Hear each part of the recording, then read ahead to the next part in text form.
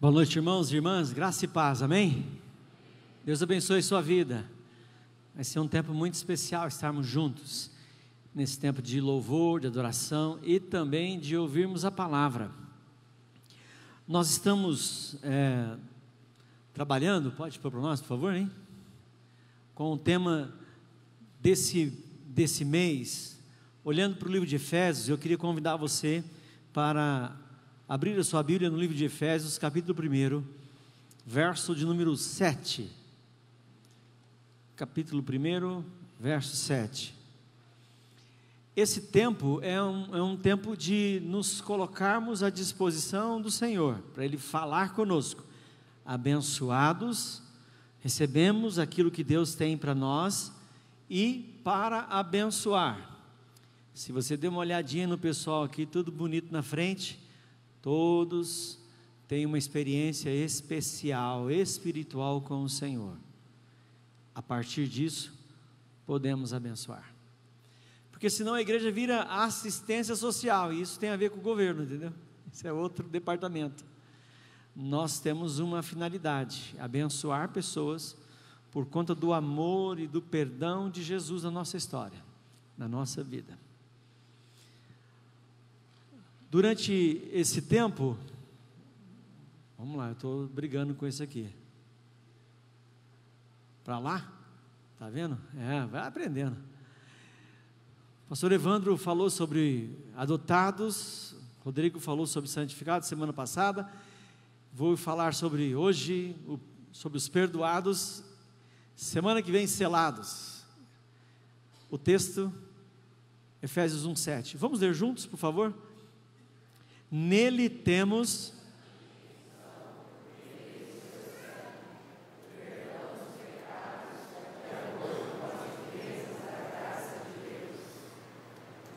perdão dos pecados. Eu queria fazer um convite para você agora, para você aquietar um pouquinho o seu coração e fazer uma oração de confissão. Eu sei que talvez você já tenha feito isso, mas eu queria convidar você a fazer sua oração agora. Feche seus olhos, coloque diante do Senhor quais são os seus pecados. É bem fácil olhar para o outro, apontar o erro do outro, apontar o erro de quem está perto, de quem está longe. Solução, nós temos solução para tantas coisas, mas quando olhamos para nós, temos dificuldade. Pai, perdoa os nossos erros, perdoa os nossos pecados. Nós nos colocamos diante do Senhor e nos submetemos à Tua vontade. Fala conosco, Espírito Santo. Ministra o Teu querer, a Tua boa vontade, a graça do Senhor sobre nós. Obrigado pela redenção no Seu sangue. Pedimos perdão, Pai, no nome de Jesus. Amém. Amém, irmãos? Parece que é simples, parece que é fácil, parece que não tem custo. Sempre tem.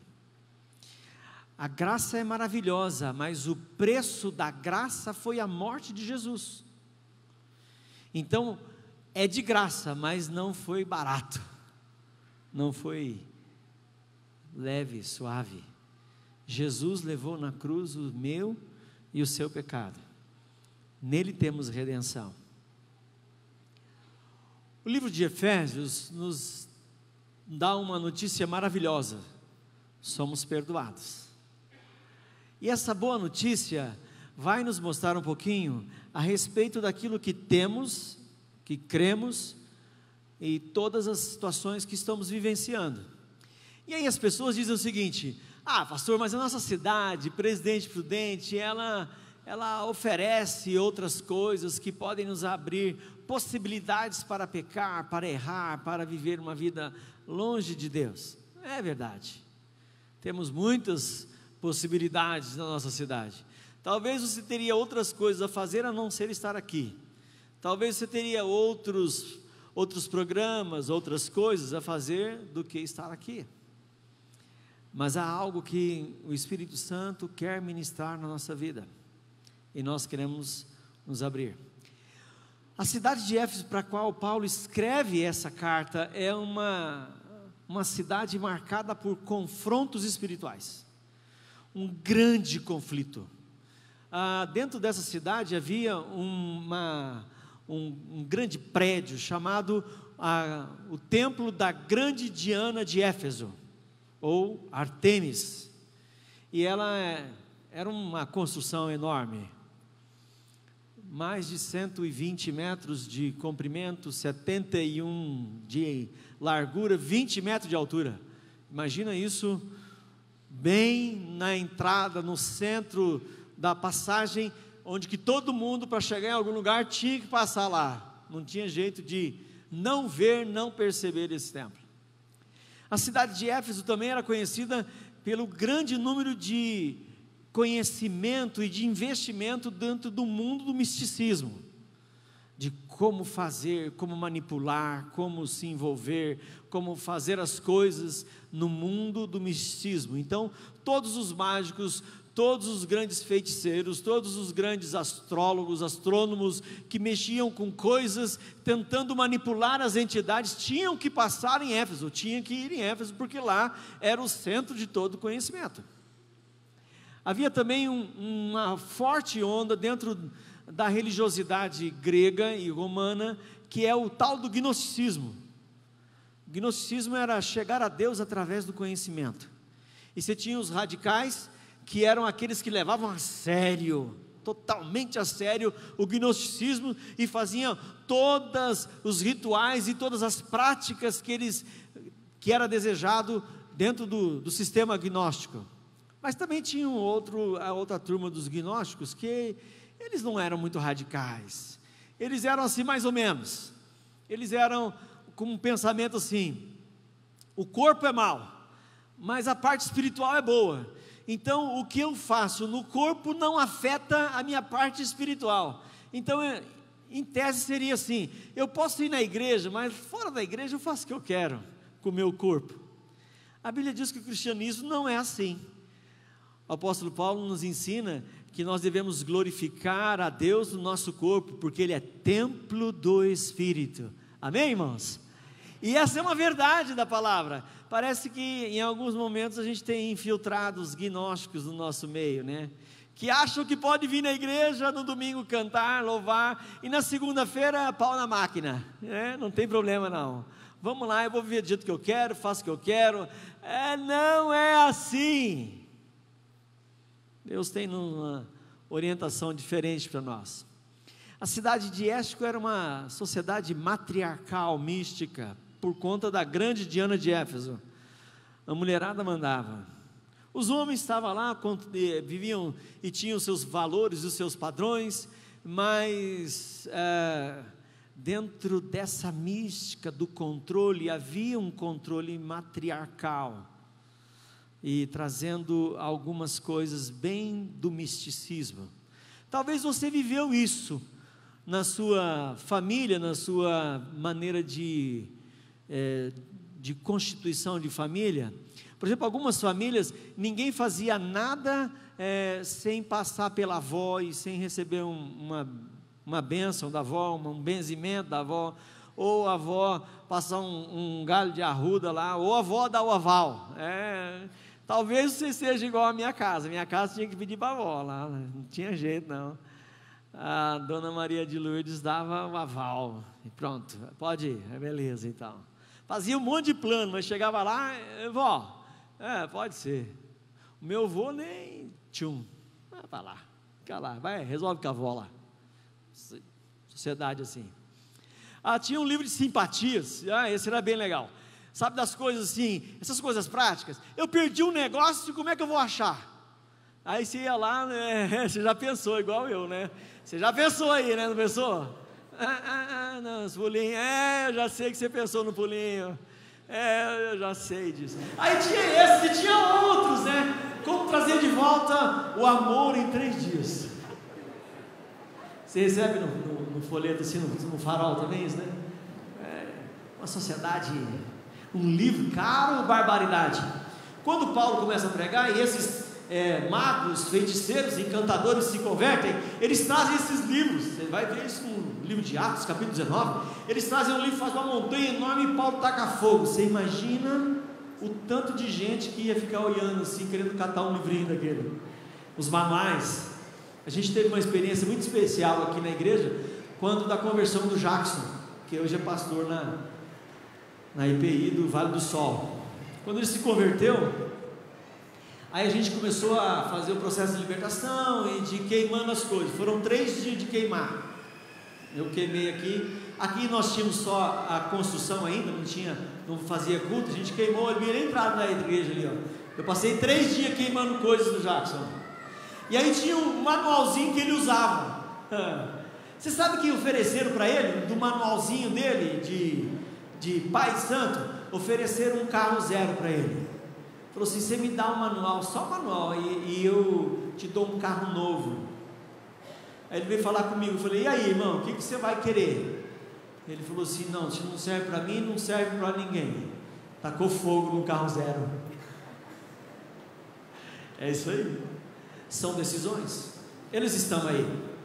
O império, a cidade de Éfeso era uma cidade importante para o Império Romano, porque era passagem da cidade de Roma, do governo de Roma, para o Oriente. Tudo chegava ali, o comércio era levado para frente, todas as coisas, as rotas comerciais passavam em Éfeso. Éfeso era uma cidade portuária, tudo chegava ali e dali saía. A igreja de Éfeso também foi constituída por pessoas, evangelistas, pastores, pessoas que assumiram responsabilidades. Junto com Paulo, quando chega lá em Éfeso, no capítulo 18 de Atos, ele vai levar Priscila e Áquila. Daqui a pouco chega um homem chamado Apolo, pregador eloquente, que pregava a respeito da salvação e pregava a respeito do arrependimento. Paulo fica naquela região por 3 anos, e aí ele tem um trabalho muito especial. Ele monta um seminário numa escola de um homem, uma escola de filosofia de um homem chamado Tirano, e ele dava aula de manhã até à tarde, para aqueles que eram os novos, fazia discipulado. E de Éfeso, os caminhos foram para outras cidades, levaram o evangelho para outros lugares. Foram 2 anos intensos e mais um ano em que Paulo precisou sair e voltar para a cidade para fazer esse trabalho. Logo que Paulo vai para Macedônia, para dar continuidade à sua segunda viagem missionária, chegando até Jerusalém e depois partindo para a 3ª viagem missionária, quem fica lá é Timóteo. E aí você tem a carta de Paulo ao Timóteo, que ficou em Éfeso. Nós vamos dar uma olhada daqui a pouco nela. Timóteo fica ali, segundo a tradição da história da igreja, 15 anos, cuidando, abençoando, ministrando e sendo instrumento de graça. João, o apóstolo, o discípulo amado, também depois desse término do trabalho de Timóteo ali, vai para essa cidade e assume ali a liderança espiritual daquele lugar por 10 anos. João só para do trabalho dele de liderança da igreja quando ele é levado preso para a ilha de Patmos. E nesse tempo nós temos a escrita do Evangelho de João, a 1ª, 2ª e a 3ª carta de João, e no ano 95 da sua morte, a revelação do Apocalipse. Uma igreja que foi orada, abençoada, uma liderança muito especial. Há uma coisa interessante para você saber o que é esse processo, o que nós estamos falando, do que nós estamos vivendo, esse contexto de batalha espiritual. Certo dia, João entrou no templo de Diana e orou: ó Deus, diante de cujo nome todo ídolo, todo demônio e todo poder imundo fogem, agora que todo demônio que serve nesse templo seja expulso em vosso nome. Essa foi a oração de João. O registro diz que depois dessa oração, o altar de Diana se partiu em muitos pedaços. Então, outra parte do templo também veio abaixo. Então os efésios reunidos gritaram: não existe outro Deus além de Deus de João. Estamos convertidos, nunca vimos tal maravilhoso poder. Foi exatamente por isso que João foi preso. Houve um levante da liderança da cidade de Éfeso e jogaram João na prisão. Vamos ler de novo. Estamos tentando entender um pouquinho dessa cidade, um pouquinho desse trabalho, desse conflito entre a pregação do Evangelho e pregar o Evangelho dentro de uma cidade resistente. Vamos ler o texto novamente. Nele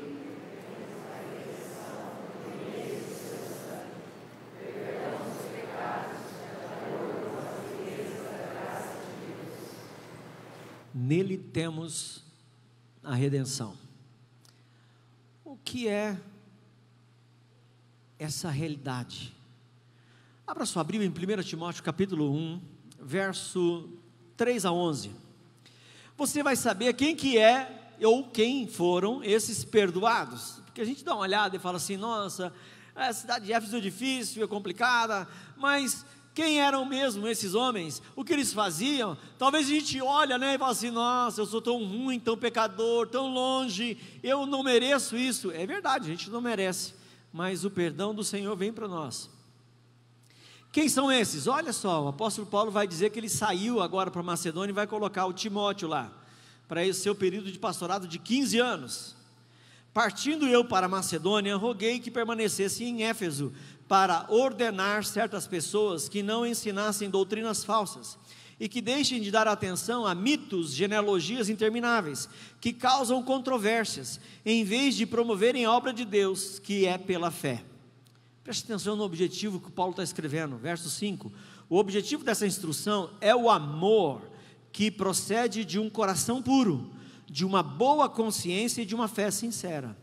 Alguns se desviaram dessas coisas, voltando-se para discussões inúteis, querendo ser mestres da lei, quando não compreendem nem mesmo o que dizem, nem as coisas acerca das quais fazem afirmações tão categóricas. Sabemos que a lei é boa, se alguém a usa de maneira adequada.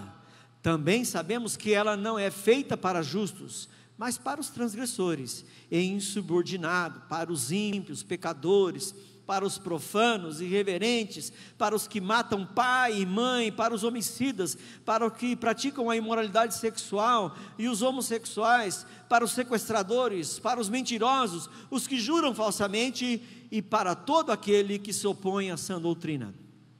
Esta sã doutrina se vê no glorioso Evangelho que me foi confiado, o Evangelho do Deus bendito. Quem são esses perdoados? Quem eram esses perdoados?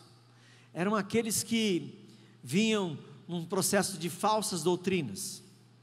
Eles tinham muitas crenças em mitos e genealogias, é a história do esoterismo místico, causadores de controvérsia. Sabe gente que ouve uma pregação hoje e chega ali na porta e fala assim: não, mas não é bem assim não, acho que não é bem assim, acho que esse pastor está meio equivocado, não é bem isso, não é tudo isso, e aí começa a gerar controvérsia, discussões inúteis, querendo ser mestres esotéricos e espirituais, mas nem conhecimento tem. De quem Paulo está falando, escrevendo para Timóteo? Esse grupo de gente é chamado de judaizantes. Quem são os judaizantes? São homens e mulheres que se converteram do judaísmo, vieram para o cristianismo, mas não romperam com as tradições e não romperam com a herança do judaísmo, que tem a ver com as leis, com as regras, com as formas, e querem colocar isso nas costas daqueles que se converteram agora. O próximo grupo: transgressores, insubordinados, ímpios, pecadores, profanos, irreverentes, matam pai e mãe, são homicidas, vivem da imoralidade sexual, homossexuais, sequestradores, mentirosos, juram falsamente, opositores da sã doutrina. Quem são esses? São os gregos e outros de outros grupos. Eles se converteram e estão na igreja. Talvez a gente não fale muito alto assim, mas a gente possa se encaixar aqui. Você e eu já nos encaixamos nesse grupo, certo? Gente igual a gente, eu e você. Um livro muito especial que a gente tem lido, que chama Jesus, o maior psicólogo de toda a história. Talvez o nome mude um pouquinho, mas é isso aí. O autor Becker diz o seguinte: o egoísmo situa-se no âmago dos problemas espirituais e psicológicos, porque tanto o pecado quanto a psicopatologia, como a doença dessa enfermidade emocional da psique, da nossa alma, resultam da autopreservação a qualquer custo. O que esse homem está dizendo é que, de uma maneira muito especial, Jesus identificou o grande problema do ser humano, o egoísmo. Só eu. O que é o egoísmo então? O egoísmo é assim: eu sinto, eu gosto, eu quero, eu desejo, eu sonho. Só eu, e depois eu. E se sobrar alguma coisa, eu de novo, certo? Então, esse é o grande problema. A grande porta de abertura para todo e qualquer pecado na minha vida e na sua, tem a ver com egoísmo. Tiago, na sua carta, diz assim: a gente não é tentado por Deus, porque Deus não pode ser tentado pelo mal, e ninguém é tenta, mas cada um é seduzido e enganado pelos seus próprios maus desejos. Aquela coisinha que coça a nossa vida e a gente gosta daquilo, aquilo que faz parte do nosso coração, o egoísmo. A doença machuca, fere, corrói. Um exemplo para você. Eu conheci um presbítero que ele estava passando por um momento bem difícil da sua vida. Ele era um homem de Deus, temente, havia se convertido já há mais tempo da sua vida, e aí ele veio para Jesus. Começou a trabalhar na igreja, os irmãos da igreja, depois de alguns anos, viram nele uma liderança, e ele foi colocado como líder na igreja, e a gente tinha um bom relacionamento, uma boa tratativa, mas em algum momento da sua vida, sua esposa começou a ficar doente, e eles iam num acompanhamento, num médico que era muito amigo deles, e caminhava junto com eles, e ele levou a esposa para esse médico, dar uma olhada nela e fazer uma avaliação do que ela estava vivendo.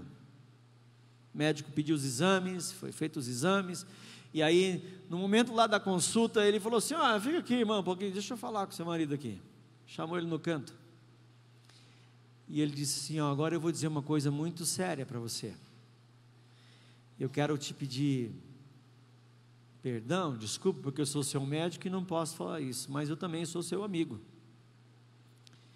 E aí ele olhou bem para o olho desse nosso irmão amado e disse assim: você tem em algum momento da sua vida, você pensou em abandonar a sua esposa? Ele falou assim: nós estamos aqui para falar de uma enfermidade, você vem para mim falar dessa situação, de abandonar a minha esposa?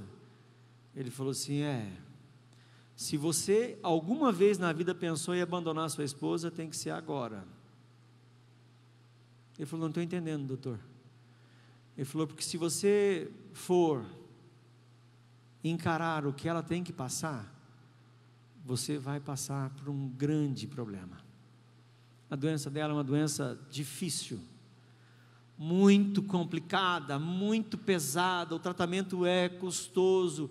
Não é só custoso financeiro, mas é custoso também nas suas emoções, requer cuidado, requer uma dedicação. Se você em algum momento pensou em abandonar a sua esposa, é agora, porque ainda ela só está dando uns sinais dos problemas que virão pela frente.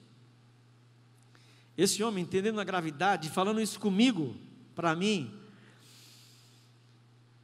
ele olhou para a vida desse amigo dele, ele estava colocando as possibilidades, olhou para ele e disse assim: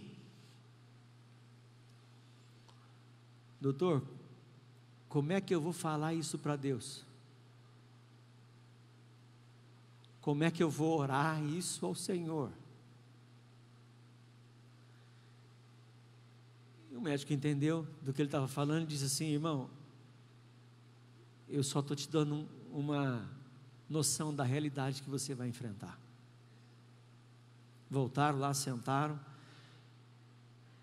e a pergunta dele para mim, ele me abraçou quando a gente foi conversar, e ele disse assim: eu não tenho como fazer essa oração.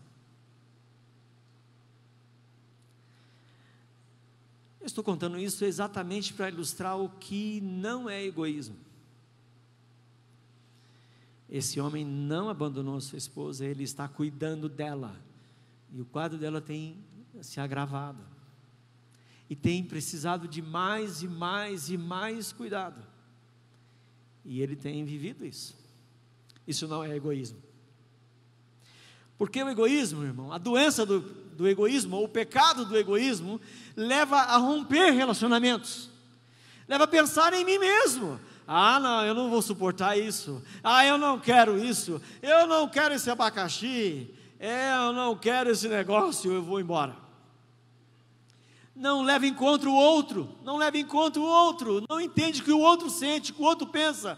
Ele diz assim: ah, não, o que importa é o que eu sinto. Sabe aquele negocinho que de vez em quando o pastor ouve, parece dar um calafrio na espinha dorsal assim? Pastor, eu só estou fazendo o que meu coração manda. Eu quase caio da perna quando eu ouço um negócio desse. Por quê? Porque ele nunca leu Jeremias, que o coração do homem é desesperadamente corrupto. Ele nunca leu esse texto. Ah, eu só faço o que meu coração manda, pastor. Enganoso pecador. O pecado leva à satisfação própria. E aí o mundo vai dizer para você: olha, não interessa o que sua mãe pensa, o que seu pai pensa, não interessa o que as pessoas que estão ao seu redor pensam, o importante é você estar feliz. Você vai ouvir isso muito agora no período de carnaval, certo? Ah, as pessoas estão lá. Certa vez eu estava discutindo lá na igreja, exatamente no período de carnaval, e incentivando os jovens e adolescentes para ir para o acampamento. Faz, gente, para o acampamento e beleza e tal. E aí eu, no carnaval, né? Mandei o sarrafo. Segunda-feira chegou na prefeitura. IEP, cidade pequena, entendeu? Falei ali já, segunda-feira na prefeitura. E aí o prefeito mandou me chamar. Ô Juliano, você está falando mal da minha administração na igreja? Falei, não, estou falando mal do carnaval, não estou falando mal da sua administração. Falou, não, porque o carnaval é uma festa popular, é algo legal, bacana, porque o povo vai querer. Eu falei assim, bacana, né? Você conhece essa parte do carnaval, eu conheço a outra. Ele falou assim, que parte? Eu falei, senta aí, seu prefeito. Sentei com ele e falei assim, irmão, toda vez que tem esse negócio aí, ó, lá no meu escritório, vai sempre o meu telefone tocar, dizendo, pastor, o meu filho bebeu até não querer mais e agora está internado lá na Santa Casa, lá no hospital de IEP. O senhor pode ir lá por ele, orar por mim, por favor, que ele está em coma alcoólico. Aí despenca o pastor para ir lá no hospital orar pelo abençoado que mandou o coco. Sempre tem aquele homem maravilhoso, abençoado, que briga com a mulher na quinta-feira de carnaval. Ele briga com a mulher na quinta-feira, sai para a esbórnia, sexta, sábado, domingo, segunda, quarta-feira ele volta com cara de arrependido de cinza. Cara de cinza ele vem, vestido de cinza, com a cara de ressaca, aquele gosto de guarda-chuva. Aí chega, ai, me perdoe, porque... Aí lá vai para o escritório pastoral, 6 meses de aconselhamento, o casal. E aí algumas coisas acontecem. O outro que bebeu, dirigiu e atropelou, e eu tenho que fazer o velório. O outro que teve que ir lá, bebeu, encheu a cara, e foi lá para a festa, e saiu escondido da mãe, adolescente, tenho que ir lá resolver a história. Falei, irmão, você não tem ideia do que é trabalho para mim. Os aniversariantes de novembro... Alô, novembro? Tem novembro aí nessa cidade? Aqui na igreja tem novembro, né? Novembro. Faz a conta, irmão, faz conta. Dá para fazer conta? Novembro? Fevereiro, carnaval, novembro, a mão levanta. Aí eu expliquei para ele, ele falou assim: pastor, eu não tinha pensado nisso. Eu falei: então, irmão, eu não falei mal do senhor, eu falei mal desse negócio, porque eu sei que vai sobrar para mim. Satisfação própria. Por desconfiar dos outros, torna-se prisioneiro de si mesmo. Olha para mim aqui, por favor, em nome de Jesus. Nós estamos vivendo uma geração prisioneira de si mesmo, que não fala. Vou dizer de novo para você. Segue eu aí, por favor. Nós estamos vivendo uma geração, dentro da igreja, que tem medo de falar do pecado, que tem medo de confessar, porque a gente cria uma falsa imagem, e aí quando nós erramos, nós temos medo de falar, certo? Nós gostamos de construir uma imagem que não é aquela que nós temos. Temos medo de falar de nossas fraquezas. Nós começamos hoje a classe do homem ao máximo aí. Pensa num negócio ajeitado. Você não perdi a possibilidade. Temos aí o grupo das mulheres, que já começou pegando fogo hoje, entendeu? Temos mais outros grupos para lidar, temos referência para poder te ajudar, mas sabe qual que acontece? Sabe o que acontece muitas vezes? A gente se cala, a gente fecha a boca para ninguém ouvir, ou quando fala, parece até jogador de futebol, né? Põe a mão na boca para ninguém fazer leitura labial. Irmão, esconder destrói a gente. É um esquema de droga, sabe droga? Injetável, droga, cigarro, alcoolismo, prostituição, porque a doença do egoísmo é gerar prazer em si mesmo e eu mesmo. Vou sair daqui, senão o som atrapalha. A droga é isso aí, eu administro, eu quero ter prazer, injeto. Eu estou cansado, estou cheio de problemas, eu vou beber para esquecer meus problemas. Então, manda para dentro. E aí eu vou esquecer meus problemas, eu vou sair, porque eu estou vivendo sob pressão, a minha mulher está me impressionando, o meu marido está me impressionando, e eu vou para a noite. Vale Night, ganhei o Vale Night, estou indo para a noite. Eu quero gerar prazer em mim mesmo. E se eu for usar alguém, usar o corpo de alguém e depois descartar, não tem problema, porque o importante é que eu mesmo esteja satisfeito. Aí vem as histórias dos adolescentes dizendo assim: nossa, eu beijei 4 hoje no acampamento, na festa. No acampamento não, né? Acampamento eu vou estar lá, hein, gente? Segura o tranco aí. A gente vai estar lá como pastores, como conselho, nós vamos estar no acampamento, amém, irmãos? Então você pode mandar o seu filho para o acampamento, que a gente vai estar lá de butuca, bem, ó,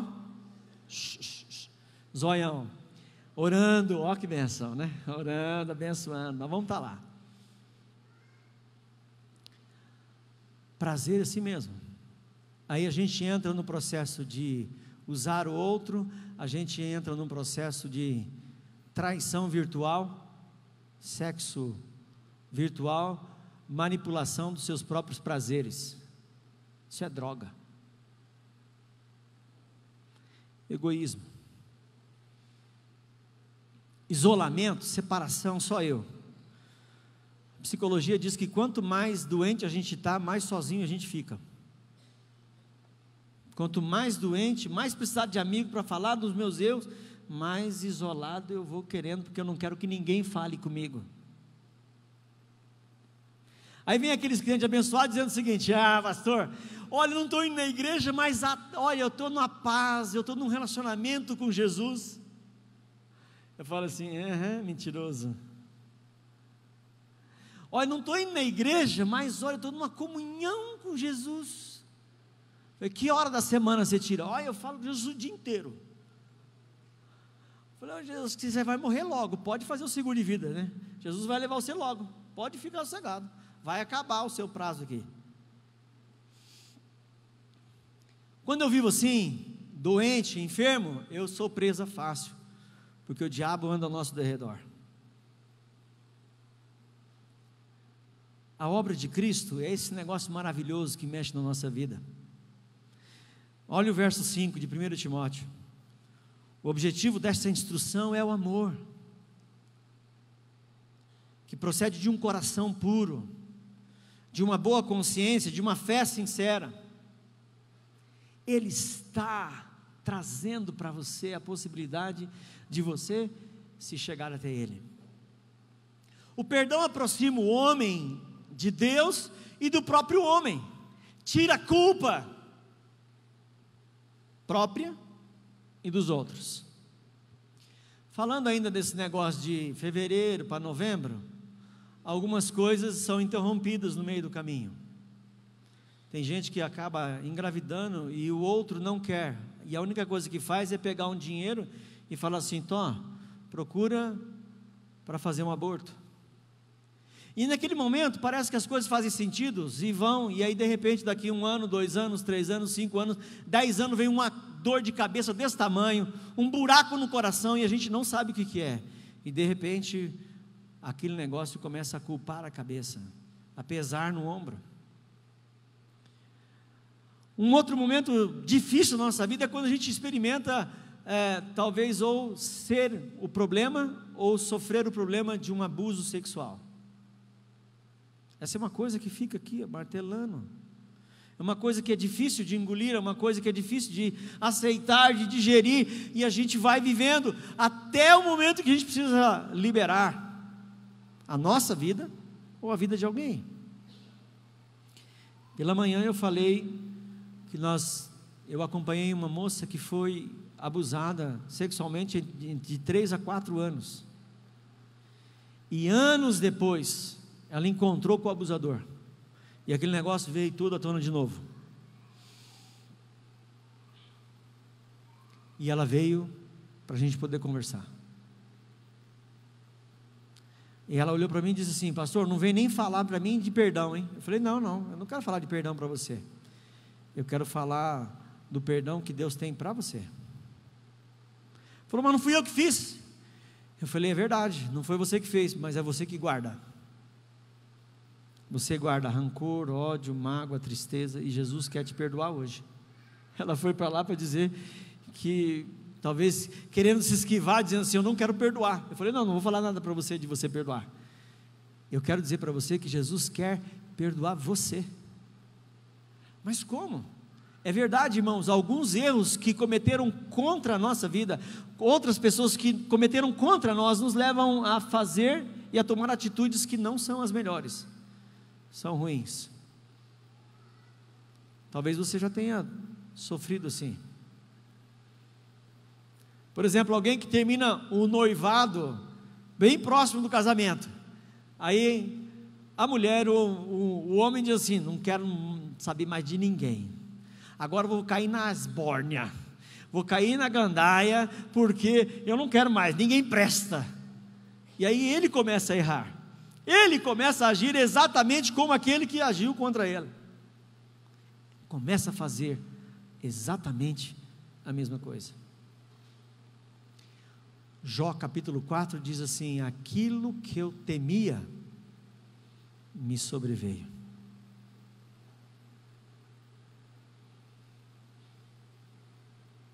Perdão produz cura e libertação. Produz libertação. Mateus capítulo 18, de verso 18, diz que tudo que ligares na terra terá sido ligado no... tudo que desligares na terra terá sido É isso aí, irmão. Tem gente dormindo com o inimigo todo dia, sabe? Todo dia lembra daquele negócio, todo dia fala, a comida bate no estômago, já fica azeda, você está lembrando, está ruminando, está lembrando, está ruminando aquele negócio, faz mal. Aí você vê o fulano na rua, daquele gelo assim, ele atravessa a rua, vai para o outro lado assim, travado, nem consegue mexer, nem pensar, paralisa. Perdão não vem através de sacrifícios, como achavam lá os seguidores da grande Diana de Éfeso. Ele vem através de um Deus em Cristo que nos presenteia. O perdão que nos dá uma nova identidade, filhos. você é perdoado. Eu não sei se você já teve, eu já tive, um carimbinho na testa assim, sabe? Tuf. Aquele lá é o fulano, o tal do fulano judia, né, gente, da gente. Aquele é o fulano, aquele é o filho do alcoolista, aquele lá é aquele cara que errou, aquele que fez isso, eu sei, aquele que é o pinguço lá, aquele que vive na rua, aquele lá, puf, carimbo na testa do fulano. Eu já tive alguns carimbos na minha testa. Mas o Senhor não nos chama disso, chama de filho. Paulo diz, tem gente desse jeito aí, mas eu estou aqui para abençoar a sua vida. Você foi colocado por Jesus nessa igreja para amá-los. Uma nova realidade da igreja e das pessoas, preste atenção, essa igreja cercada de adversidade, cercada de batalha espiritual, cercada de demônio. João vai lá e no templo da grande Ana de Éfeso e diz, esses demônios que aqui vivem vão ser lançados fora em nome de Jesus. Cercada de demônios, essa igreja, essa cidade que está marcada pela batalha espiritual, se torna a terceira maior igreja do Novo Testamento. Jerusalém, Antioquia e Éfeso. A igreja líder na região da Ásia. Dali, os trabalhos missionários vão sendo colocados para outros lugares. Nos próximos 200 anos, depois de João, ali no ano 95, depois de 200 anos, em 200 anos a igreja de Éfeso torna-se o centro do cristianismo mundial. Se a gente pensa em trabalho missionário, a gente vai pensar de Éfeso.